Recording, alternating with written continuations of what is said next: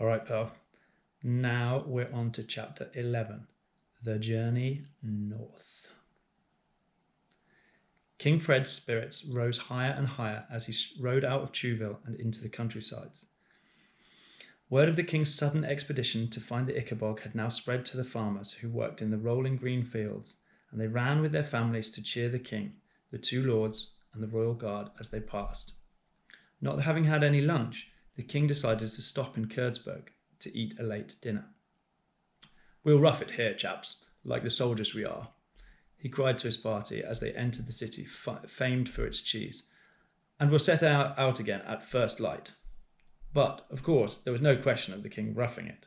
Visitors at Ickabog's finest inn were thrown out onto the street to make way for him.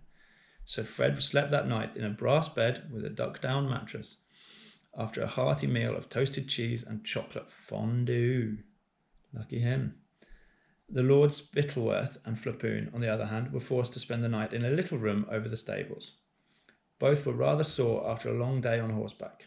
You may wonder why that was, if they went hunting 5 times a week, but the truth was that they generally sneaked off to sit behind a tree after half an hour's hunting, where they ate sandwiches and drank wine until it was time to get back home to the palace.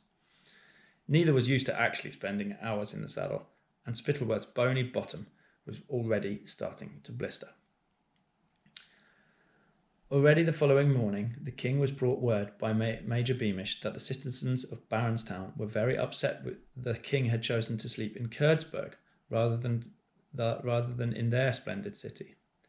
Eager not to dent his popularity, King Fred instructed his party to ride in an enormous circle through the surrounding fields, being cheered by farmers all the way, so that they ended up in Baronstown by nightfall.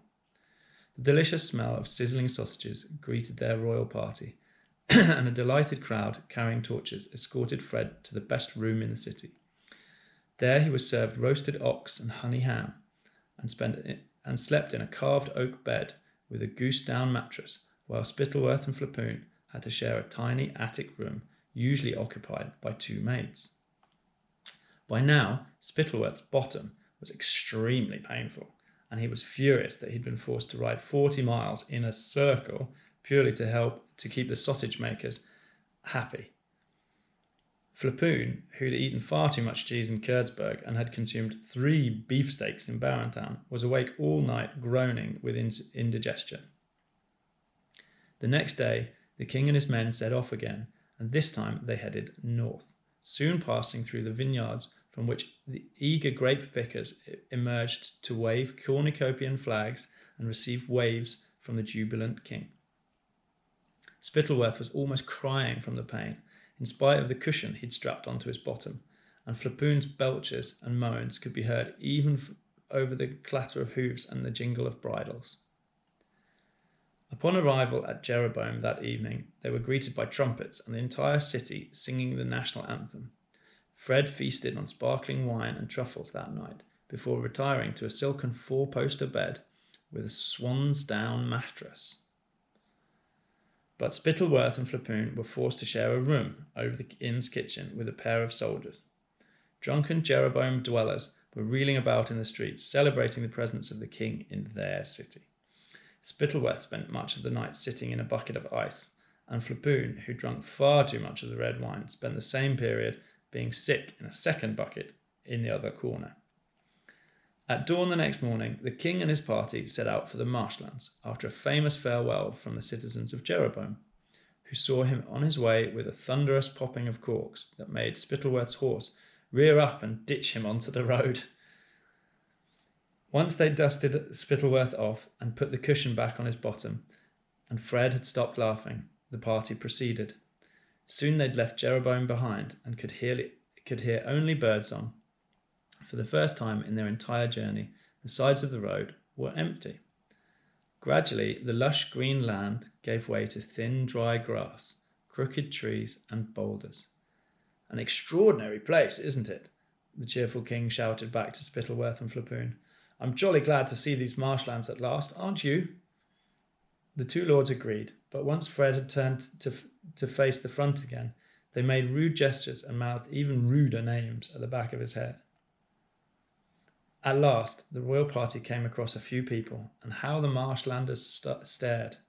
They fell to their knees like the shepherd in the throne room, and quite forgot to cheer or clap, but gaped as though they'd never seen anything like the king and the royal guard before, which, indeed, they hadn't, because while King Fred had visited all the other major cities of Cornucopia after his coronation, nobody had thought it worth his while to visit the faraway marshlands.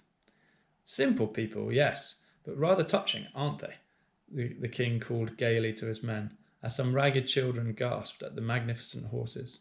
They'd never seen animals so glossy and well fed in their whole lives.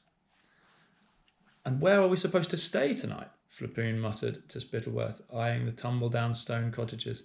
"There's no taverns here." "Well, there's one comfort at least," Spittleworth whispered back. "He'll have to rough it just like the rest of us, and we'll see just how much he likes it." They rode on through the afternoon, and at last, as the sun began to sink, they caught sight of the marsh where the Ickabog was supposed to live. A wide stretch of darkness studded with strange rock formations. "Your Majesty," called Mr. Beamish, "I suggest we set up camp now and explore the marsh in the morning. As your Majesty knows, the marsh can be treacherous. Fogs can come suddenly here. We'd do best to approach it in daylight." "Nonsense," said Fred, who was bouncing up and down in his saddle like an excited schoolboy. "We can't stop now, when it's all in sight, Beamish." The king had given his order, so the party rode on, until at last, when the moon had risen and was sliding in and out behind inky clouds, they reached the edge of the marsh. It was the eeriest place any of them had ever seen, wild and empty and desolate. A chilly breeze made the rushes whisper, but otherwise it was dead and silent. "As you see, sire," said Lord Spittleworth after a while, "the ground is very boggy. Sheep and men alike would be sucked under if they wandered out too far. Then the feeble-minded might take these giant rocks and boulders for monsters in the dark. The rustling of these weeds might even be taken for the hissing of some creature." "Yes, very, very true," said King Fred, but his eyes still roamed over the dark marsh as though he expected the Ickabog to just pop up from behind a rock. "Shall we pitch camp then, sire?" asked Lord Flapoon, who'd saved some old pies from Baronstown and was eager for some supper. "We can't expect to find even an imaginary monster in the dark," pointed out Spittleworth. "True, true," repeated King Fred regretfully. "Let us, good gracious. Let us. Oh, good gracious, how foggy it has become." And sure enough, as they'd stood looking out across the marsh, a thick white fog had rolled over them, so swiftly and so silently that none of them had noticed it.